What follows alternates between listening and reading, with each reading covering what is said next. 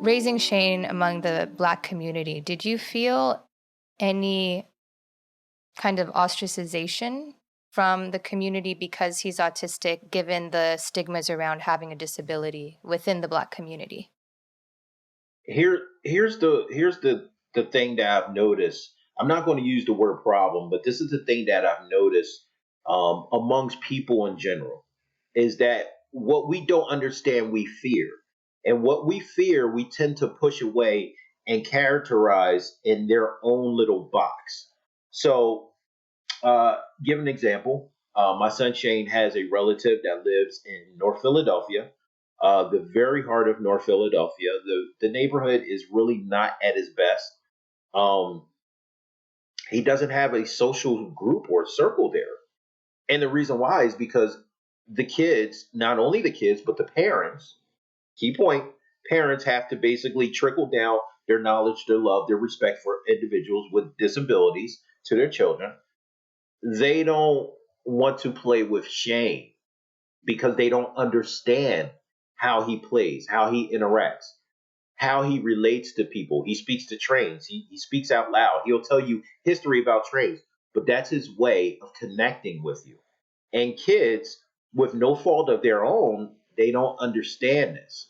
So I feel like everywhere I go, I am forced, or I should say, it's my duty and responsibility to let someone know, hey, just to give you a heads up, my son is on the spectrum, and that can be very discouraging as a parent because we have a hard time already placing the label of autistic on our children, even though we think it's a very powerful word. Word is a very positive notion in society, but we don't want to do it all the time. We just want our son and our daughter just to be just like everyone else.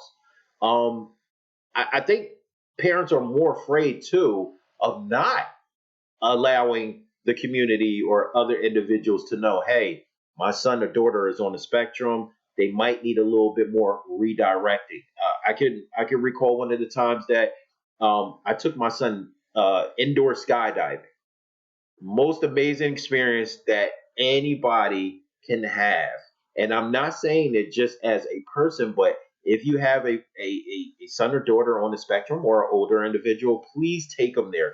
Test their limits because my son went first on every single trial. I was the scared one, but he went first. He was like, oh, I'm up next, Daddy, and was in there. I have video to this day for it. But I remember looking around at other parents and their kids, and I looked at my son, and he was looking away like this as the rest of the parents and the crew was sitting this direction.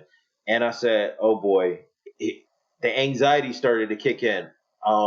They're going to notice there's something wrong with Shane. So as much as I advocate for a beautiful autism is everything, we're awesome. I'm still a person. I'm still a parent, and I have concerns.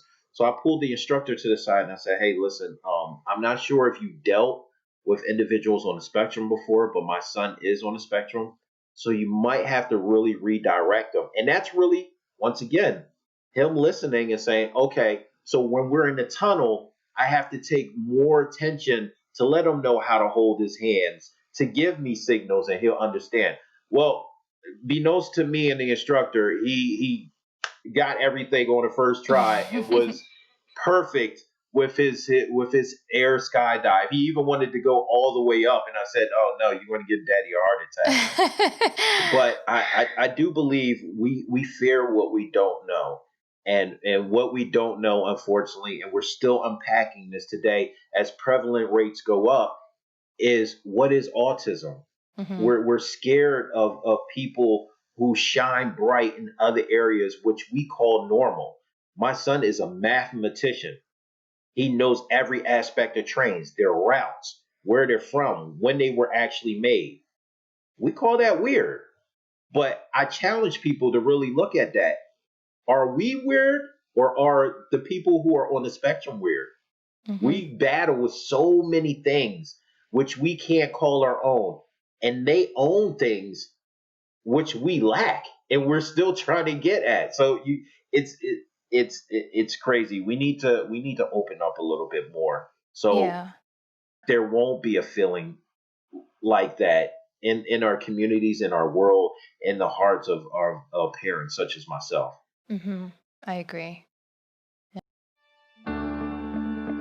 You've been watching Autism Knows No Borders. If you like this video, please give it a thumbs up and subscribe to our channel.